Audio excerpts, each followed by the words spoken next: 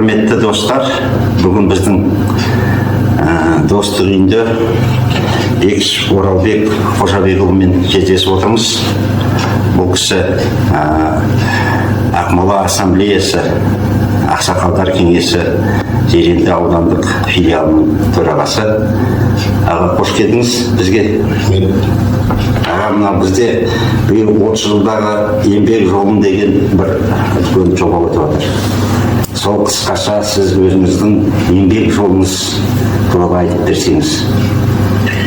Енді еңбек жолымды мен 1979 жылы бастадым. Шакир Сейфуллин совхозында бас дәрігері болып Кеңшарында содан бастадым.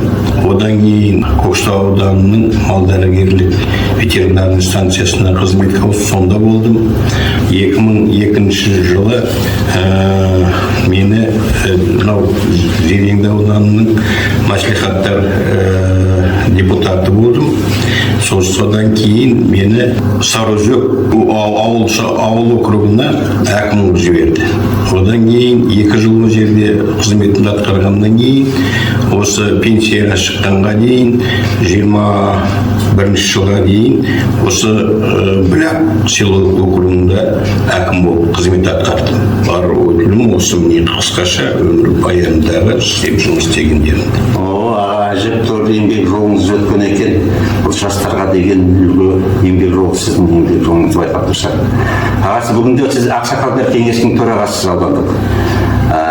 Сол бүгінгі күнде қандай жұмыстар сіздер атқарып отырсыздар? Енді Ақсақалдар кеңесінің төрағасының болғаннан кейін және дағы Совет ветераны дейді, зейнеткерлер кеңесінің төрағасымыз.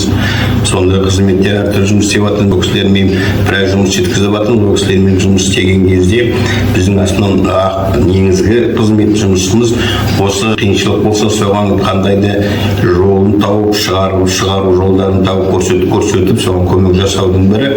Екіншіден біздің бір бар мәселеміздердің бірі ауылдың, елдің тыныштығы керек. Міне осы жолда ғана тәуелсіздігімізге қарсы желтоқсанда қатысқандардың жастардың арасында өте бір үлкен жиналыс өткіздік. Желтоқсанда болған биылғы жылдың жоспарымызда тағы да тұр. Зеренді ауданының 90 жылдығы. Үлкен мереке болып тұр. Оған да қатысып ол қалай пайда болды. 9 қаңтарда 1935 жылы Зеренді ауданы құрылған. Қазір осы Зеренді ауданының 38 мыңнан артық адам тұрады. 13 ұлттың өкілдері бар. Алдымызда Ұлы Отан соғысының 80 жылдық жеңісі тұр. Жеңіс күндерінде жүрміз.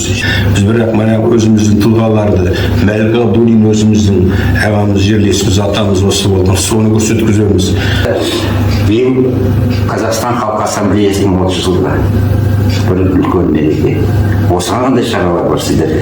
Енді бұл жаңағы ассамблеяның мүшесі ретінде мен көп жылдан бері қатысып келе жатырмын. Олардың мақсатында істеп жатқан нәтиже жұмыстарына тоқталмай-ақ қояйын, оны барлықтарың белгілі.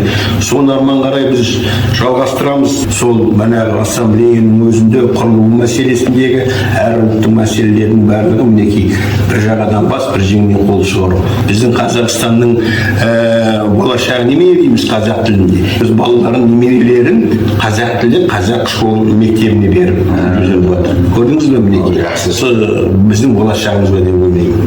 Осындай мәселеде осындай жұмыс атқарылып жатқан. Мінекей бүгін бізге келіп сұхбат бергеніңізге көп рахмет. Жасыңыз ұзақ болсын, еңбегіңізге, мына қоғамда еңбегіңізге көп мол табыс тілейміз. Рахмет сізге. Рахмет. Сіздерге де соны тілейміз.